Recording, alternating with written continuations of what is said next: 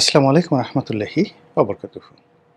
সম্মানিত দর্শক, সারা দেশে কালেমা খচিত সাদা পতাকার যে বাহুল্য, সাদা পতাকার যে উড্ডয়ন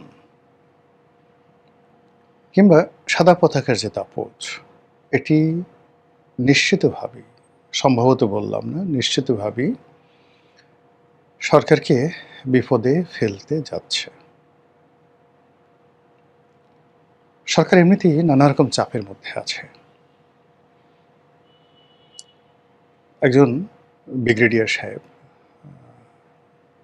মানে একটি রাজনৈতিক দলের প্রধান, তিনি অতি সম্প্রতিকালে একটি ভাইরাল বক্তব্য দিয়েছেন। বক্তব্যটি হলো যে এখন বর্তমান বিশ্বে যেভাবে মার্কিন ডিপ স্টেট পলিসি চলছে বা বিভিন্ন পক্ষ, বিশেষ করে আমাদের বাংলাদেশের মতো দেশের যে রাষ্ট্র, সেই রাষ্ট্র শক্তিতে যারা আছেন, ক্ষমতায় যারা আছেন, তাদেরকে পরাজিত করে নতুন একটা ক্ষমতা কারোর হাতে তুলে দেওয়ার জন্য আসলে ১ থেকে ২ বিলিয়ন ডলার, মানে ১০,০০০ কোটি টাকা বা ২০,০০০ কোটি টাকা যদি কেউ খরচ করে, তাহলে যে কোনো দেশের সরকারকে ফেলে দেওয়া সম্ভব।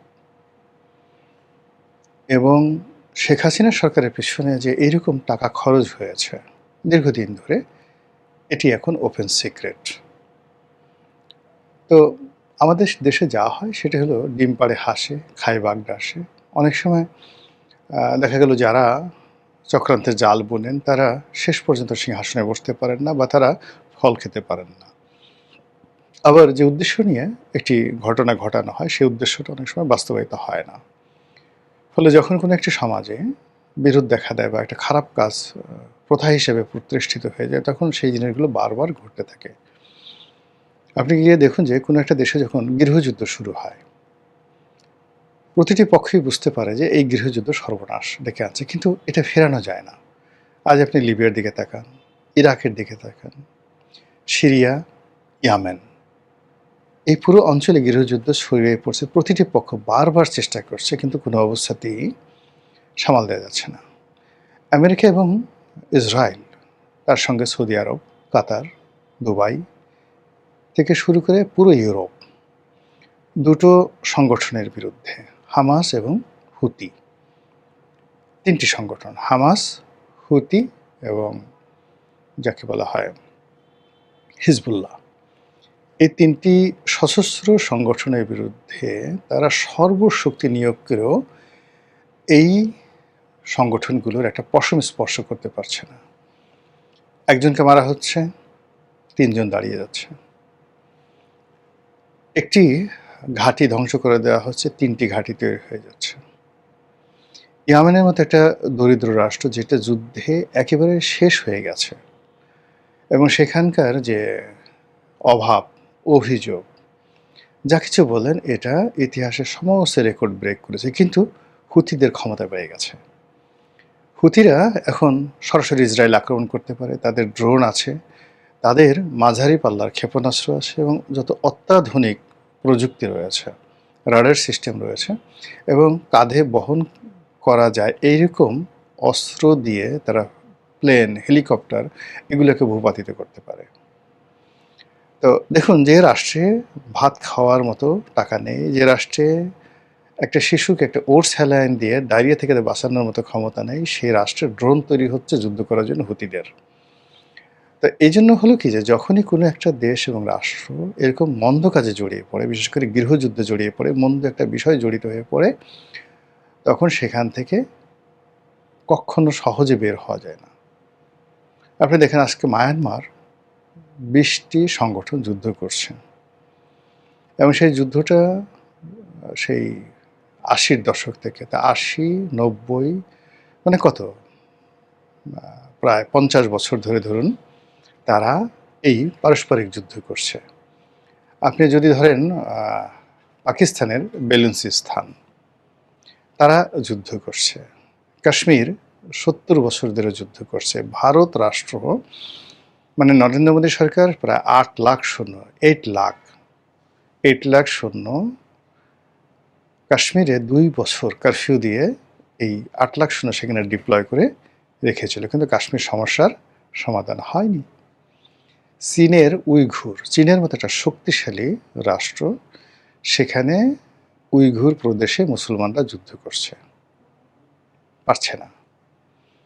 তারপরে ফিলিপিন্সের মুসলমানরা যুদ্ধ করছে, পারছে না, চেষ্টা করে পারছে না। ইভেন বহু বছর যুদ্ধ করছে আইরিশরা ইংল্যান্ডের বিরুদ্ধে, সেখানে আয়ারল্যান্ডকে আলাদা সুযোগ সুবিধা দেওয়া হয়েছে, কিন্তু তারপরেও এখনও পর্যন্ত সমস্যার সমাধান হয়নি।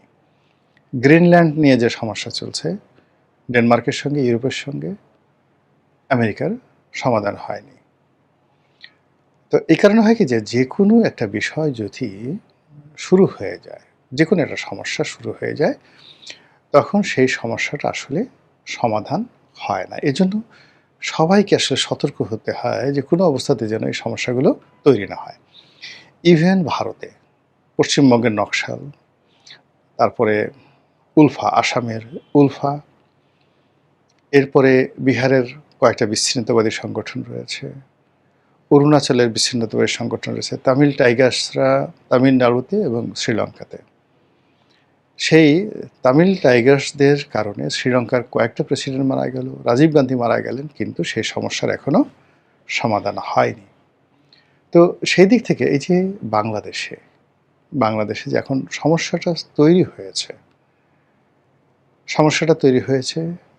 এই সমস্যাটা সহজে যাবে না। সেই সমস্যাটা কি?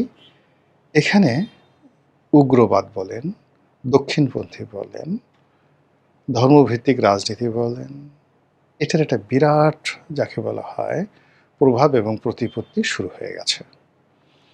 এখন যারা এটার সাথে জড়িত, তাদের ব্রেন ওয়াশ হয়ে গেছে। তারা মনে করছে যে এই কাজ করলে জান্নাতে যাওয়া যাবে, এই কাজ করলে হযরত উমর হওয়া যাবে, এই কাজ করলে খালিদ বিন ওয়ালিদ হওয়া যাবে, এই কাজ করে যদি মারা যায় শহীদ হওয়া যাবে, আর এই কাজ করে যদি আমরা বেঁচে যাই তাহলে আমরা গাজী হয়ে যেতে পারবো।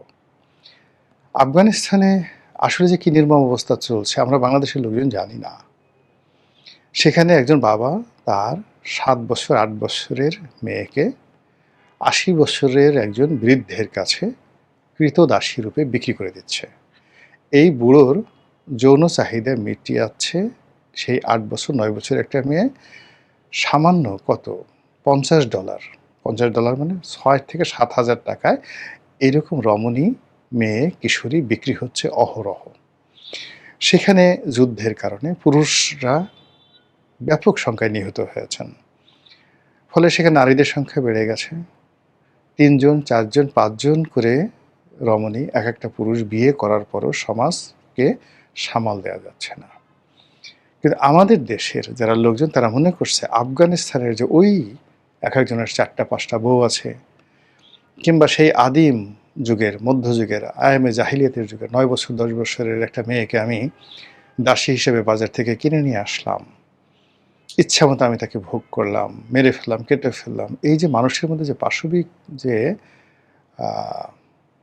প্রবৃত্তি, যেটি আফগানিস্তানের সমাজে চালু হয়ে গেছে, সেটি আমাদের এই সমাজে অনেককে মোহবিষ্ট করছে। তারা এটাই হতে চায়, মানে এই কাজই তারা করতে চায়। এখন আপনি এটাকে কিভাবে ফিরাবেন? এর জন্য যে সাংস্কৃতিক বিপ্লব দরকার, এজন্য যে রাজনৈতিক ঐক্যমত্য দরকার, গণসচেতনতা দরকার, একটা উদারনৈতিক সমাজ দরকার, ডেমোক্রেসি দরকার, সেদিকে কিন্তু আমরা যেতে পারিনি।